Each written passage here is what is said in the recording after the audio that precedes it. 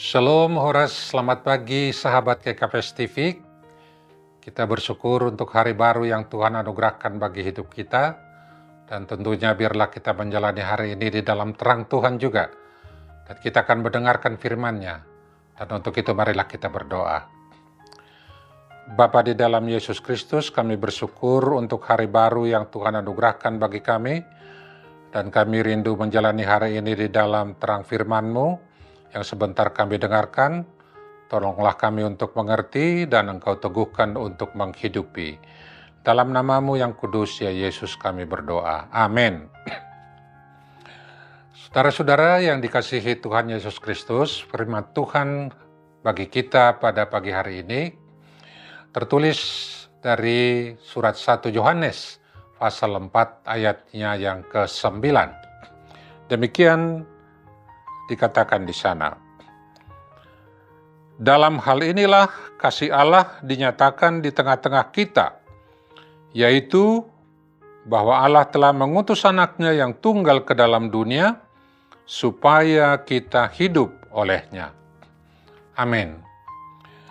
Saudara-saudara yang dikasihi Tuhan Yesus Kristus, dalam surat 1 Kolose ayatnya yang ke-19, disebutkan bahwa di dalam Yesus Kristus telah dinyatakan seluruh kepenuhan Allah berkenan diam di dalam Dia, yaitu di dalam diri Yesus Kristus.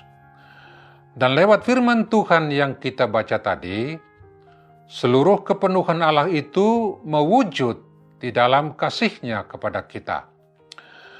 Kepenuhan kasih Allah itu artinya dari segala rancangan dan perbuatan Allah dalam menghadirkan dirinya sebagai Allah yang Maha Pengasih, telah kita lihat dan alami di dalam diri Yesus sendiri.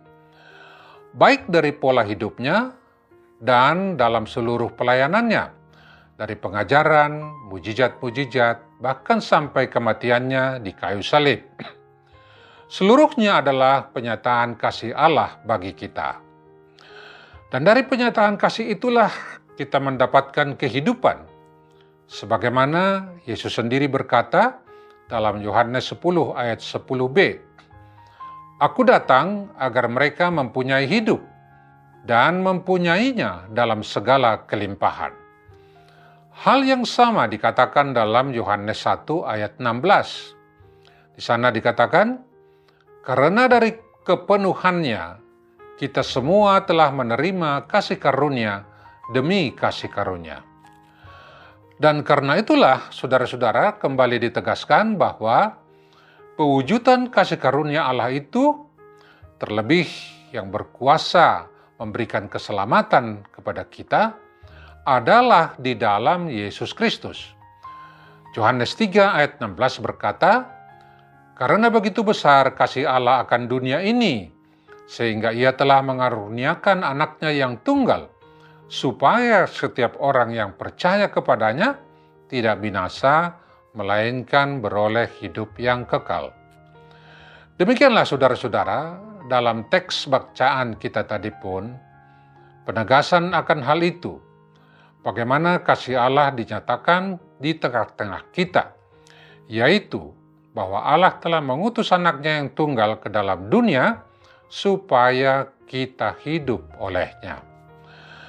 Dan dari hal itu saudara-saudara, beberapa pesan firman yang bisa kita petik. Yang pertama, kita hanya bisa menghidupi kasih Allah itu lewat dan di dalam iman kita kepada Yesus Kristus. Sebab di dalam Dialah kasih Allah itu dapat bekerja dalam diri kita. Ketika Yesus sendiri berkenan tinggal di dalam kita dan kita di dalam Dia. Dan ketika hal itu terjadi, kuasa Roh-Nya lah yang menjadikan dan memampukan kita dapat menghidupi kasih itu sendiri. Sehingga kita pun dapat hidup seturut dengan teladan Kristus bagi kita. Demikian juga di ayat sebelumnya, yaitu pada ayat 7-8 mengatakan, Saudara-saudaraku yang kekasih, marilah kita saling mengasihi, sebab kasih itu berasal dari Allah.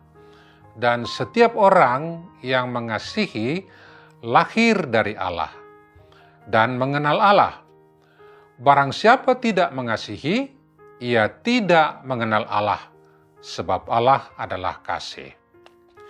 Yang kedua, saudara-saudara, ketika Kristus ada di dalam kita, maka kuasa kasih Tuhan itu juga akan mengalahkan segala hal yang bermaksud menggagalkan kita dalam mengerjakan kasih. Oleh karena kasih Allah tidak dapat diputus oleh hal apapun dari apa yang terjadi di dalam dan terhadap diri kita.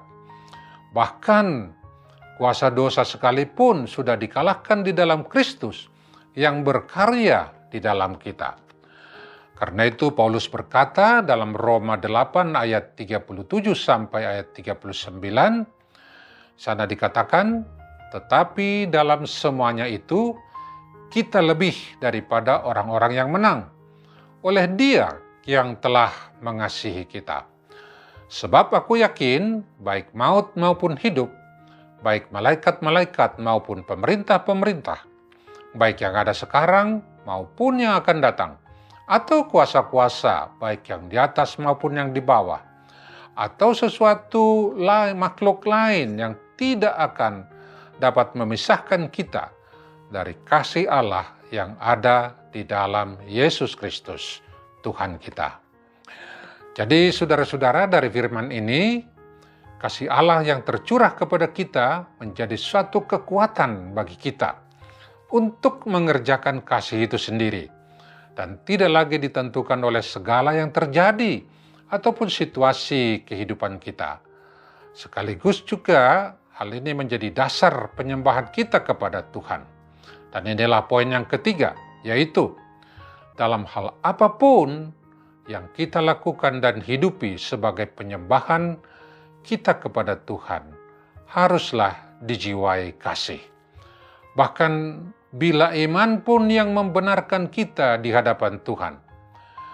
Ada firman yang mengatakan, dan sekalipun kita memiliki iman yang sempurna untuk memindahkan gunung, tetapi jika kita tidak mempunyai kasih, firman Tuhan berkata, hal itu sama sekali tidak berguna. Oleh karena iman memang bekerja oleh kasih. Demikianlah saudara-saudara, dari panggilan firman yang kita baca tadi yang memanggil kita supaya kita hidup olehnya. Berarti untuk segala sesuatu yang kita lakukan di dalam kehidupan, baiklah itu didasarkan kepada kuasa kasih Kristus yang telah tercurah bagi kita. Karena itu, kita perlu berakar di dalam Dia. Kita harus dibangun di atas Dia. Sebab hanya di dalam Dialah hidup kita boleh berkenan kepada Bapa. Terpujilah nama Tuhan kita, Yesus Kristus. Amin. Marilah kita berdoa. Terima kasih ya Yesus, dalam kasih-Mu yang tercurah bagi kami, Engkau telah menyatakan kasih Allah Bapa yang sempurna bagi kehidupan kami dan keselamatan kami. Dan tolonglah kami dalam kuat kuasa Roh-Mu yang terus memampukan kami untuk dapat mengerjakan kasih seperti yang Engkau telah teladankan bagi kami, agar hidup kami boleh saling mengasihi, dan itulah tandanya kami sebagai anak-anak Tuhan, murid-murid-Mu yang mengasihi Engkau juga. Dalam nama-Mu yang kudus, ya Yesus, kami berdoa. Amin.